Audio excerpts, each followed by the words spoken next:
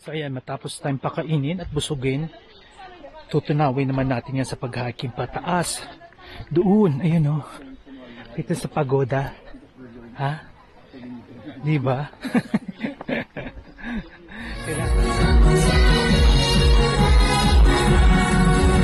Nakikita nyo parang may resemblance siya sa Coron Palawan. Kaya it is not that we're not excited about it.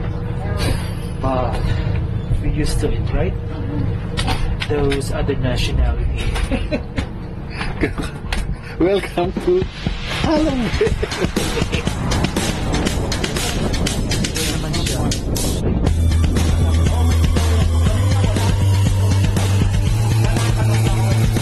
My channel. Ayan, it's another day here sa Vietnam. Another struggling but surviving day.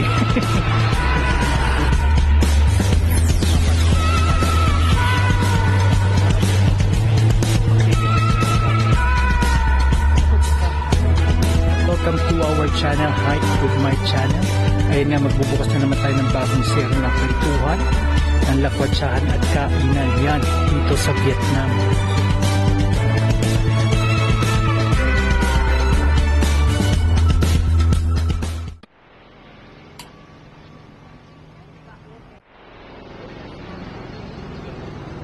So yan mga friendly, tapos na tayo sa may ano yun? Trang-an, no? So after Trang-an, after 2 hours of boating, paddle boating, then ano naman, lunch tayo dito sa Dalong. Oo man. 1:21 na, mag-1:30 na. Yan pa yung tipong nagpunas na ano. Oo. Yan, mag-1:30 na, hintayin na lang namin.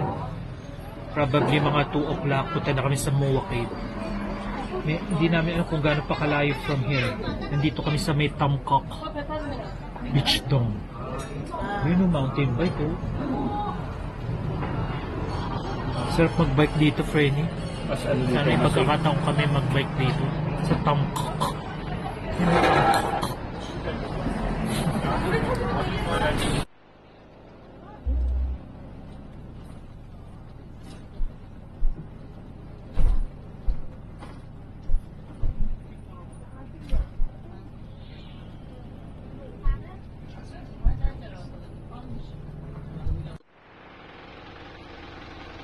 Pata ka pwede na pumasok.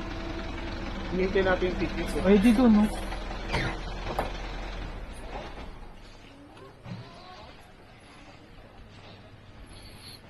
Ayun, no, Merino. So yan, after ng lunch, dito na tayo sa Hang Mua Cave. So mag-hiking daw tayo. It's 1:50 PM na. Kit na tayo ng Dancing Dragon daw. Yan, medyo may katirikan ng araw ngayon, mainit. Tama lang.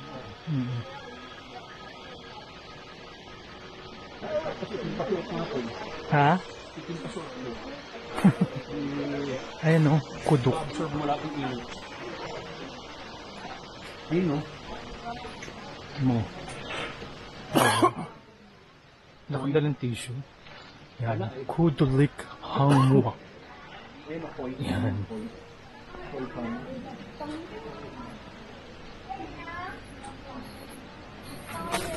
Oh, hindi yun. Nawala na yung isa. Hindi na sumama. Sino? Yung si Kuya. Kuya. Yung ano, maitim.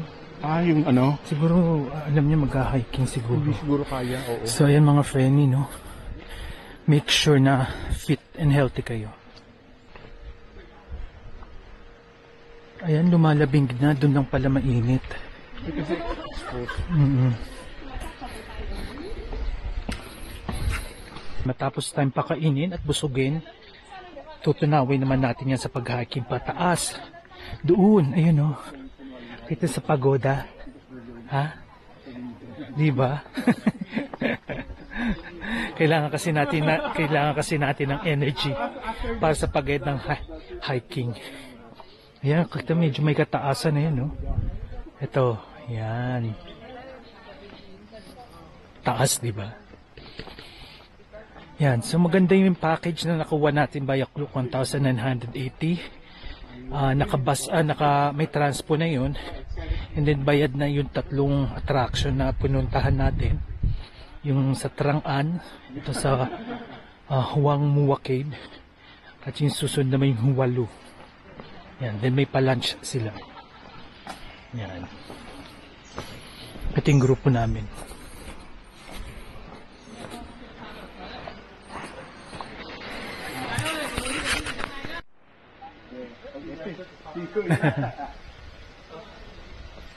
Ang ganda. Malamig na siya dito. Yung pagpasok namin dun. Ay, kawayan. Ang gagawin mo. Mamaya. Iintayin tayo kasi doon. May pagbalik. Oh, game. 1, 2, 3. Oh, ayan. Ako, iniiwan na time tour guide. Okay, thanks. Ano ito? Bakit hindi pwedeng Tiger Cave? Ngayon, picture na tayo dito. So, ayan mga Frenny. Nag-uumpisa na tayo umakyat sa Hong Mua Cave. Ayan. Parang just few step pa lang ha. Medyo nihingal na kami yan. Ganyan kataas. Oh.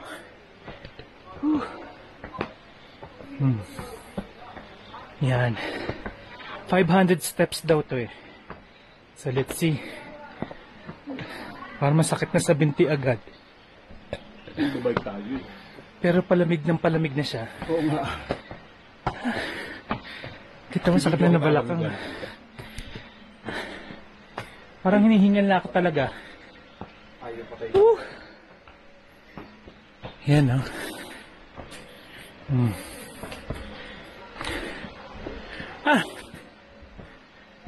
Ayan yun. Yung view. Oh. Dito pa lang yan ha. Mga ilang steps pa lang yan. Oh. Yan.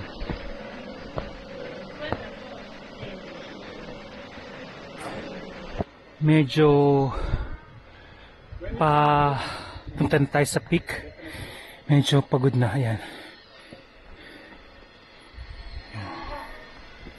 Yan. This is 500 steps daw. Yan. Siguro mas maganda yan kung kulay green siya talaga. Yan. Yan. So masaya siya pero nakakapagod. Malamig dito sa loob. O mas malamig dito sa taas. As you climb higher, it's become colder. Look at the view. Ayan, ang ganda oh. Yan. This is almost the top ng Hong Mua Cave. Pero it's not yet the top. Ito nakikita nyo. Pero hingal na ako. Ayan. It's beautiful. Kaya so kung may pagkakataon kayo, no, bisitahin nyo to. Yan.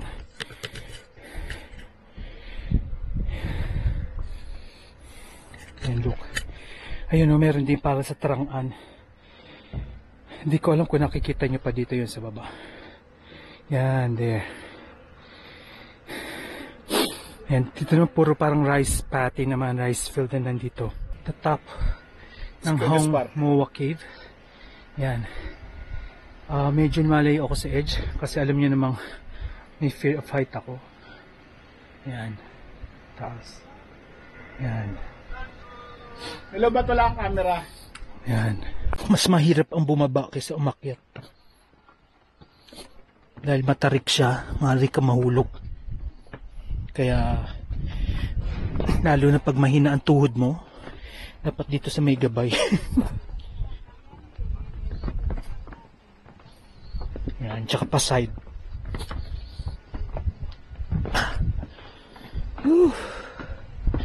Mas mahirap ang umakyat, ay ang bumaba kaysa umakyat.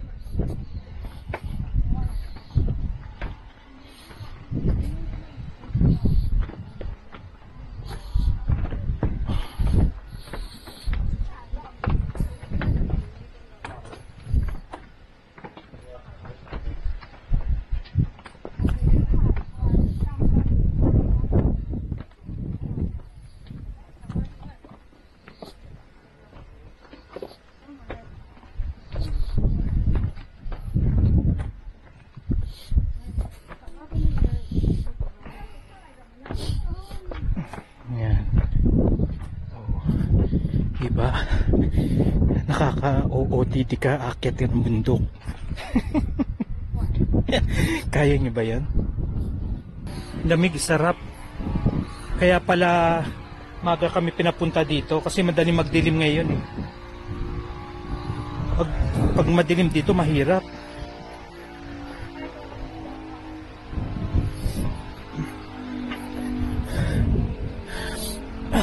Ayan.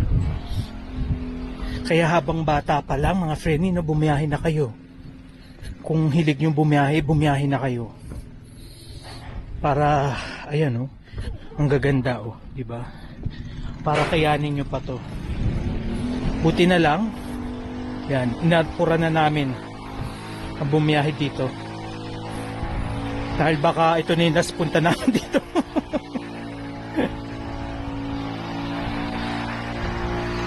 Kung kaya pa, kaya.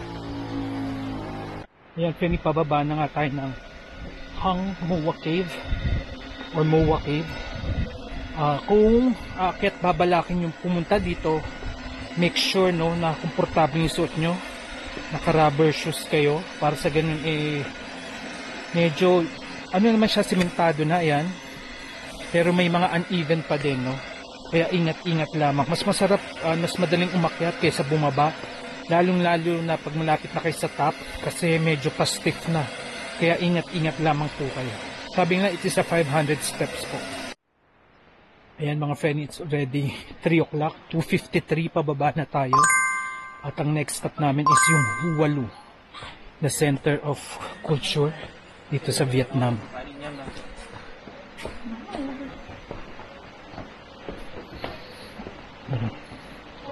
Napakagandang experience nito, medyo nakakapagod, pero masarap. Yan. Yung karuktong nitong dragon nasa taas eh. Asawa niya yata yun. No, ito. Ito. Hindi na ako nakaakyat sa taas kasi ang daming tao. Yan. Oo, ang daming tao at saka ang daming bubuyog. Yan, malamig dito, masarap, relaxing, lalo na pag nasa taas na kayo.